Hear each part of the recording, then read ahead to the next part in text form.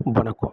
மாரியப்பன் வானிலை அறிக்கை 2026 மார்ச் மாதம் 25ஆம் தேதி புதன்கிழமை வானிலை அறிக்கை. இது இலங்கைக்கான வானிலை அறிக்கை. இன்று இலங்கையை பொறுத்தவரை இன்று வட மாகாணங்களுக்கு லேசான குளிர் இருக்க வாய்ப்புள்ளது. அதே வேளையில் இன்று பகல் நேரங்களில் வெயிலும் சற்று அதிகரித்து காணப்படும். பெரும்பாலும் வரக்கூடிய நாட்களில் உள் மாகாணங்களில் மட்டுமே வெயில் சற்று அதிகரித்து காணப்படும். பெரும்பாலும் வவுனியா, அனுராதபுரம், அதே வேளையில் தம்புள்ளை, மேலும் அவிச்சவிளை, மேலும் ரத்னபுரி, கண்டி, பதுளை இந்த இடங்களுக்கு மட்டுமே வெயில் சற்று அதிகரித்து காணப்படும்.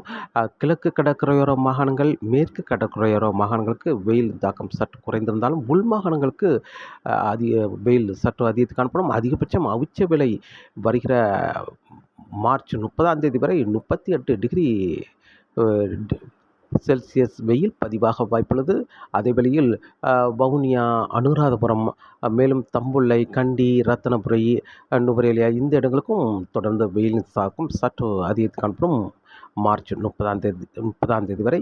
மார்ச் 31ஆம் தேதி படிப்படியாக ஓரிரு டிகிரி செல்சியஸ் வெயில் குறைய வாய்ப்புள்ளது. அதே வேளையில் மழை என்பது இன்று முதல் தொடர்ந்து தென் மாகாணங்களுக்கு மட்டுமே மழை இருக்க வாய்ப்புள்ளது. பெரும்பாலும் அம்பாறை, மேலும் பதுளை சுற்று வட்டாரங்கள், அம்மந்தோட்டை, மாத்தறை, ஹாலிகோட்டை இந்த இடங்களுக்கு மட்டுமே மழை கிடைக்க வாய்ப்புள்ளது. மார்ச் 30ஆம் தேதி வரை. வேறு வட மாகாணங்களை பொறுத்தவரை வெயில் மட்டுமே இருக்க வாய்ப்புள்ளது. அதே வேளையில் அதிகாலை நேரங்களில் லேசான குளிரும் இருக்க வாய்ப்புள்ளது. யாழ்ப்பாணம், பருத்தித்துறை, கிளிநொச்சி, முல்லைத்தீவு இந்த இடங்களில் லேசான குளிர் இருக்க வாய்ப்புள்ளது. வங்கக்கடலில் உயரழுத்தம் தொடர்ந்து நீடிக்கும் என்பதால் லேசான குளிர் இருக்க வாய்ப்புள்ளது. அதிகாலை நேரங்களில் பகல் நேரங்களில் வெயில் அதிகரித்தாலும் ஆனால் யாழ்ப்பாணம், பருத்தித்துறை, கிளிநொச்சி, தலைமன்னார், புத்தளம் இந்த இடங்களுக்கெல்லாம் வெயிலின் தாக்கம் சற்று குறைவாகவே இருக்க வாய்ப்புள்ளது. ஆனால் உள் மாகாணங்களை விட கடலோர மாகாணங்களுக்கு வெயிலின் தாக்கம் குறைய வாய்ப்புள்ளது. மழை என்பது இப்போது இலங்கைக்கு தெற்கு பகுதி நிலை ஒன்றுக்கு வளிமண்டல சுழற்சி தெற்கு பகுதி மட்டுமே மழை கொடுத்து மீண்டும் அடுத்து மார்ச் 30ஆம் தேதிக்கு பிறகு சுமத்ராவுக்கு ஒரு காற்று சுழற்சி வர இருக்குது. அந்த நிகழ்வோடு ஒன்றிணைந்து அந்த நிகழ்வு கிழக்கே மேற்கே முன்னேறி வந்து மெல்ல நகரும் நிகழ்வாக மேற்கே முன்னேறி வரும். மார்ச் 30, 31, ஏப்ரல் 1, 2 தேதிகளில் இலங்கைக்கு தெற்பகுதி வழியாக மேற்கு நோக்கி பயணிக்க வாய்ப்புள்ளது. இதன் காரணமாக ஏப்ரல் 1ஆம் தேதியிலிருந்து இலங்கையில் படிப்படியாக மழை பொழிவு அதிகரிக்கும். ஏப்ரல் 1ஆம் தேதி இலங்கையில் அனைத்து மாகாணங்களுக்குமே மழை கிடைக்க வாய்ப்புள்ளது. அதே வழியில் யாழ்ப்பாணம், பருத்தித்துறை, கிளிநொச்சி இந்த இடங்களுக்கெல்லாம் மழை கிடைக்க வாய்ப்புள்ளது. வவுனியா, அனுராதபுரம் இந்த இடங்களுக்கு மழை கிடைத்தாலும் தெற்கே பரவ மழைப்பொழிவு சற்று கூடுதலான பரப்பில் கூடுதலான மழைப்பொழிவாகவும் கிடைக்க வாய்ப்புள்ளது. ஏப்ரல் 1ஆம் தேதி. ஏப்ரல் 2ஆம் தேதி இலங்கையில் அனைத்து மாகாணங்களுக்கும் மழை கிடைக்க வாய்ப்புள்ளது. அங்கங்கே கனமழையாக கிடைக்க வாய்ப்புள்ளது.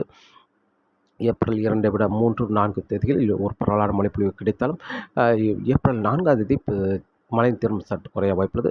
ஏப்ரல் 5, 6, 7ஆம் தேதி வரை தொடர்ந்து மழை கிடைத்தாலும் தெற்கு பகுதி ஏப்ரல் 7, 8 தேதிகளில் மழை கிடைக்கும் என்றும் எதிர்பார்க்கப்படுகிறது. வட மாகாணங்களை பொறுத்தவரை ஏப்ரல் 1ஆம் தேதி தொடங்கும் மழை ஏப்ரல் 4ஆம் தேதி வரை பரவலான மழைப்பொழிவு கிடைத்தாலும் ஏப்ரல் 5ஆம் தேதி முதல் இலங்கையில் மழையின் தீவிரம் சற்று குறைந்து ஏப்ரல் 5, 6, 7 தேதிகளில் அங்கே தெற்கு மாகாணங்களுக்கு மழை கிடைக்கும் என்றும் எதிர்பார்க்கப்படுகிறது.